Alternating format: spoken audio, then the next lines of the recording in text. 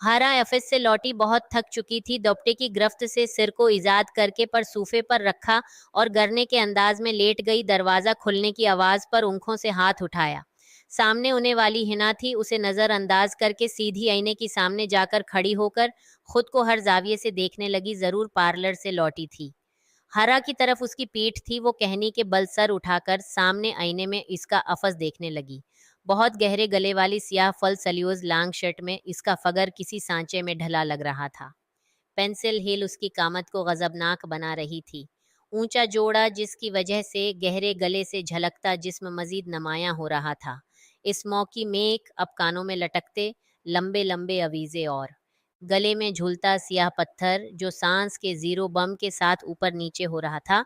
उसे अपनी तरफ देखता पाक कर बिना मुस्कुराई क्यों लग रही हूं ना।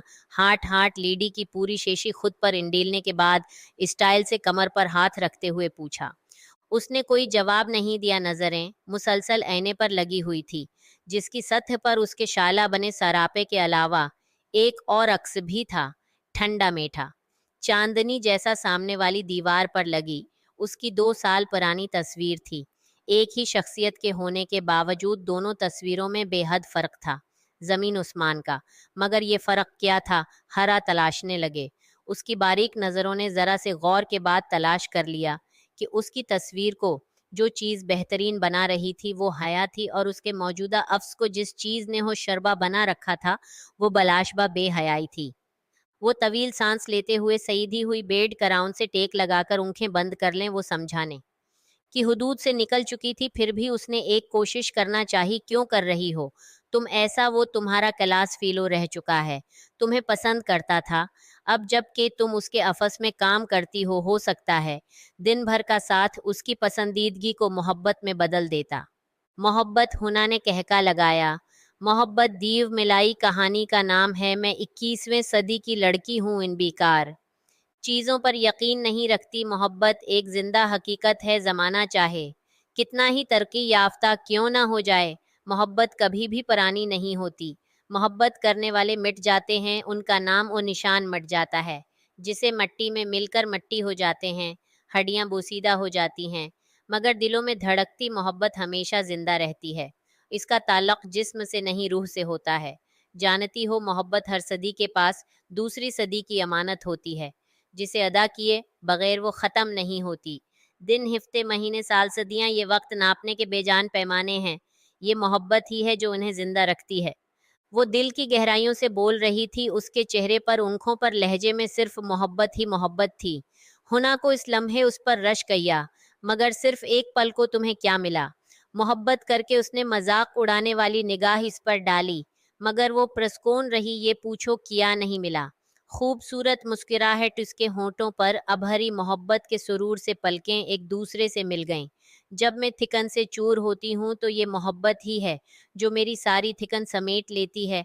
रात की तन्हाइयों में सुकून बनकर मेरे अंदर उतरती है, मेरे कदम भटकने नहीं देती। ये मोहब्बत ये है जो मुझे ज़िंदा रखती है।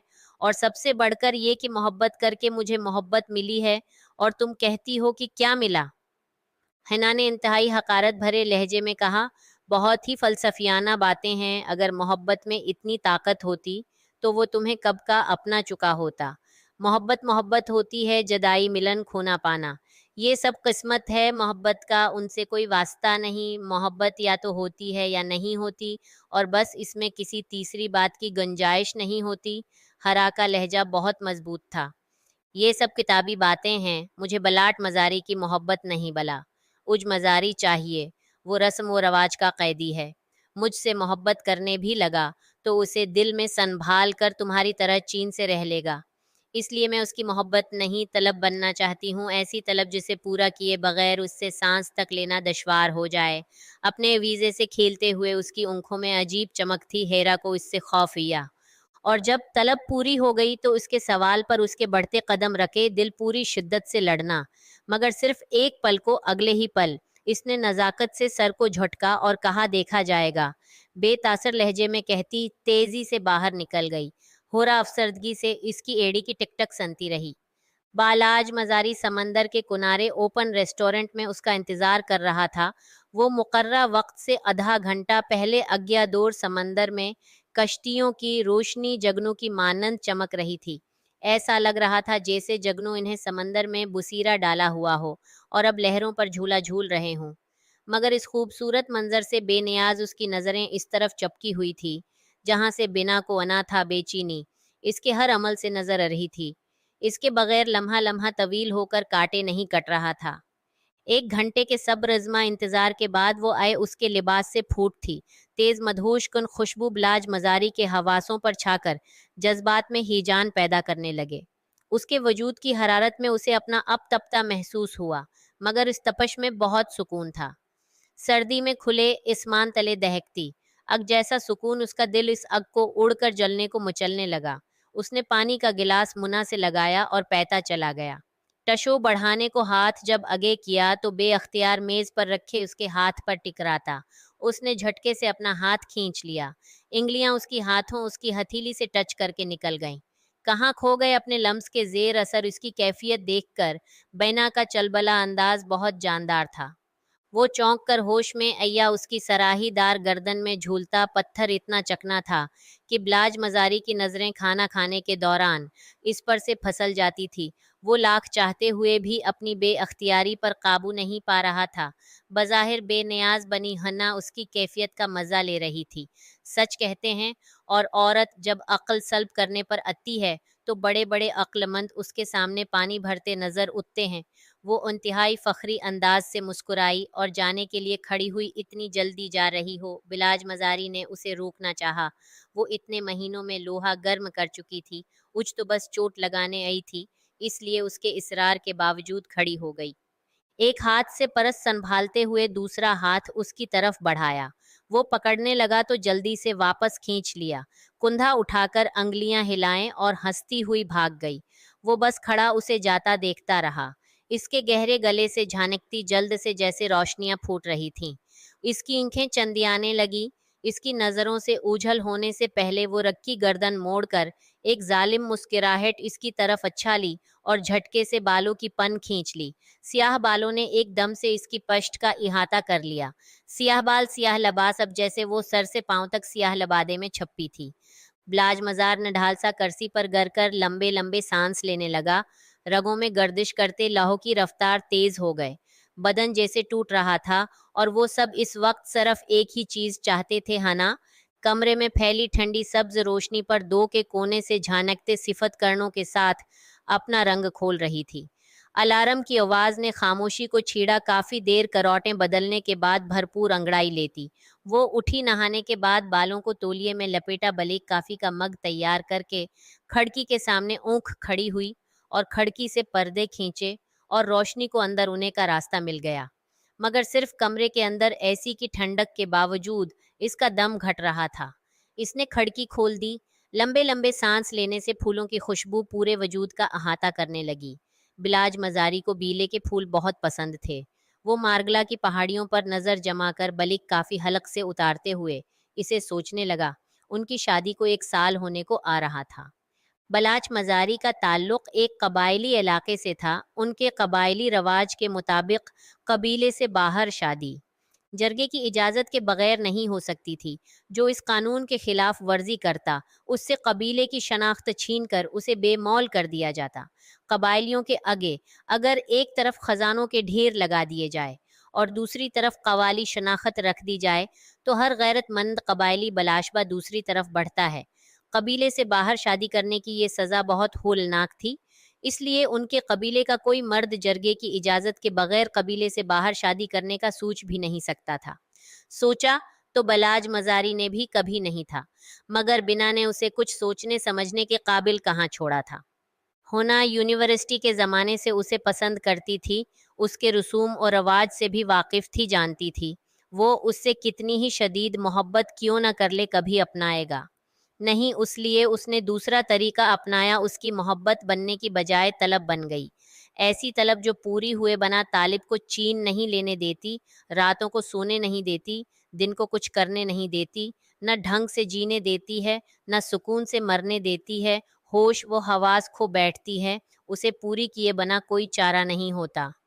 بلاج مزاری نے سمندر کے کنارے ہونے والی ملاقات کے اگلے ہی روز اس سے نکاح کر لیا تھا، حالانکہ طلب پوری کرنے کے لیے یہ نہیں دیکھا جاتا کہ طریقہ جائز ہے یا ناجائز، مگر یہ ہونا کی خوش قسمتی تھی کہ بلاج مزاری نے اس کو اپنانے کے لیے جائز راستے کا حصول اپنایا۔ بلاج مزاری کا کاروبار کراچی میں تھا، مگر کیونکہ قبیلے والوں کا آنا جانا بھی کراچی میں لگا رہتا تھا، اس لیے بلاج مزاری اسے لے کر اسلام آباد لے یا تب سے اب تک وہ یہیں تھی۔ شروع میں بلاج یہاں سے جانے کا نام نہیں لیتا تھا، مہینوں اس کے پاس رہا، پھر ہفتے میں ایک بار چکر لگانے لگا۔ اب صورتحال یہ تھی کہ 2 ماہ ہونے کو یہ تھے، مگر وہ انہیں کا نام نہیں لے رہا تھا، فون پر بھی انتہائی مختصر بات کرتا۔ ایسے میں حنا کا پریشان ہونا واجب تھا۔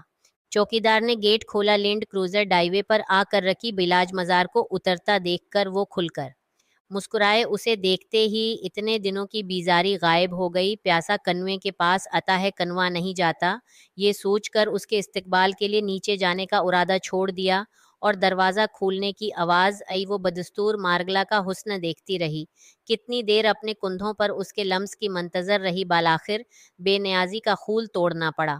اس نے گردن موڑی، وہ صوفے پر لیٹا، اسے ہی دیکھ رہا تھا، اونکھیں ہر احساس سے او رہی تھی۔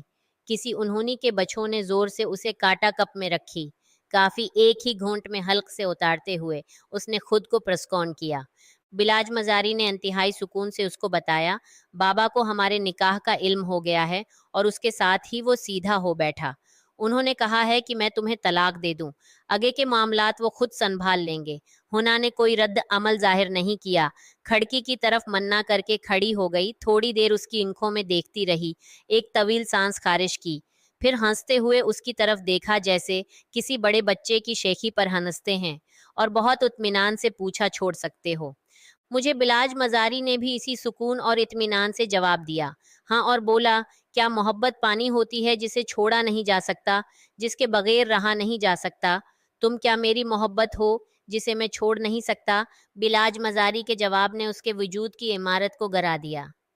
رہ سکو گے میرے بغیر؟ بہت ہی یقین سے اس نے پوچھا، کیونکہ ہنا کو ابھی تک اس کے جواب پر یقین نہیں رہا تھا۔ بہت آرام سے، اگر بابا زور نہ بھی دیتے تو میں خود یہ فیصلہ لینے والا تھا۔ وہ چھوٹے چھوٹے قدم اٹھاتا، اس کے سامنے وہ کھڑا ہوا۔ ہنا کی آنکھیں پھٹی کی پھٹی رہ گئیں، اس نے بنا کی طرف دیکھتے ہوئے کہا، سب سے پہلے میں نے تمہیں یونیورسٹی میں دیکھا تو سیپ میں بند موتی کی طرح اجلی، ٹھنڈی اور شفاف تھی، جسے دیکھتے ہی دل نے پسندیدگی کی سند دے دی اور میں تمہیں پسند کرنے لگ گیا۔ یونیورسٹی کا دور ختم ہونے کے 2 سال بعد میں نے تمہیں اپنے افس میں دیکھا، حالات کی ستائی ہوئی تنہا مجبور بے سہارا لڑکی میں تم میں وہی اجلاپن، پاکیزگی، ٹھنڈک اور سکون ڈھونڈنے تمہاری طرف انہیں لگا، مگر تم کچھ بدل گئی۔ میں نے سیب کو کھولنے کی کوشش کی تو احساس ہوا کہ تم سیپ میں بند بوتی نہیں بلکہ ایک بند بوتل ہو۔ سیل پیک میں نے راستہ بدلنا چاہا، ذرا سا ہلا، ذائقہ چکھنے کی خواہش میں وہیں رکھ کر رہ گیا۔ جب جب ہاتھ بڑھاتا بوتل میری پہنچ سے دور ہو جاتی، مگر جو ہی میں مایوس ہو کر پلٹنے لگتا بوتل ابلنے لگتی۔ چوہے بلی کے اس کھیل نے بوتل کو میری طلب بنا دیا۔ طلب پوری نہ ہونے کی وجہ سے میرا فشار خون بڑھنے لگا تھا۔ طلب کی اس کشمکش میں میرا ضب جواب دینے لگا تو یکایک ایک قطرہ میرے حلق میں ٹپکا۔ بہت سرور تھا اس ایک قطرے میں اپنا اب بھول گیا، یاد رہی تو میں اپنی طلب اور اس کو پورا کرنے کی خواہش۔ وہ سانس لینے کو رکا، کھلی کھڑکی سے سورج کی شعاعیں اسے تنگ کرنے لگی تو پردے برابر کر کے پھر اس کے سامنے او کھڑا ہوا۔ اس ایک قطرے کے بعد پوری بوتل پینا میرا مقصد بن گیا، اور تم جانتی ہو کہ میں اپنے مقصد میں کامیاب ہوا۔ میں غٹا غٹ پوری بوتل پی گیا۔ پھر وقت ایسا آیا کہ بوتل کا نشہ مجھ پر اثر کرنا چھوڑ دیا، مگر میں پھر بھی گھونٹ گھونٹ پیتا رہا، مگر اب میرا دل بھر گیا۔ بوتل کے آخری قطرے بڑے کڑوے قصیلے تھے، مگر میں جبر کر کے پیتا رہا کہ کوئی حسرت باقی نہ رہ جائے، یہاں تک کہ میری طلب پوری ہو گئی۔ بلاج مزاری کے چند جملوں نے ہنا کی پوری زندگی کی حقیقت بیاں کر دی۔ جب بابا نے تمہیں چھوڑنے کا کہا مجھے کوئی اعتراض نہیں ہوا، کیونکہ اب تمہیں خالی بوتل ہو جس کی جگہ زندگی میں نہیں، کوڑے دان میں ہے اپنے اندر کا سارا زہر۔ اس کے کانوں میں ڈالنے کے بعد وہ جانے کو پلٹا، کچھ یاد انہیں پر رکھا۔ یہ گھر میں پہلے ہی تمہارے نام کر چکا ہوں، حق مہر کی رقم تمہارے اکاؤنٹ میں جمع ہے۔ یہ رہے طلاق کے کاغذات۔ اس نے ہنا کی طرف ایک لفافہ بڑھایا، مگر اس کے وجود میں کوئی حرکت نہ ہوئی۔ ہنا تو پتھر کی ہو چکی تھی۔ بلاج مزاری نے انتہائی دکھ بھری نگاہ اس پر ڈالی، لفافہ میز پر رکھا اور لمبے لمبے قدم بھرتا چلا گیا، اور وہ یوں ہی کی یوں ہی کھڑی رہ گئی۔ اس کے کانوں میں پھر بلاج کی آواز گونگ بینا، یہ کان میں بس بلاج مزاری کی آواز ہی گونگ رہی تھی۔ اور جب طلب پوری ہو گئی تو میری خواہش ختم ہو گئی۔ ہنا کے کانوں میں بلاج مزاری کی باتیں گونجنے لگی، اور اس آواز کی گونج اس کے سر پر ایک بوجھ کی طرح چڑھنے لگے۔ اس نے اپنے سر کو جھٹک کر اس گونج کو دور پھینکنا چاہا، مگر ناکام رہی، کیونکہ اج وہ خود ایک خالی بوتل کی عملی تفسیر بنی کھڑی تھی۔ یہ گھر ایک کوڑے دان تھا، اور وہ اس میں پڑی خالی بوتل۔ اس نے شدت سے رونا چاہا، مگر آنکھوں سے آنسو نہ نکلا۔ اس پل ایک اور ظالم حقیقت اس پر ظاہر ہوئی۔ طالب نے اپنی طلب پوری کرنے کے لیے اسے اتنا خالی کر دیا تھا کہ اس کے پاس تو اپنے دکھ پر انسو بہانے کے لیے 2 قطرے بھی نہیں تھے۔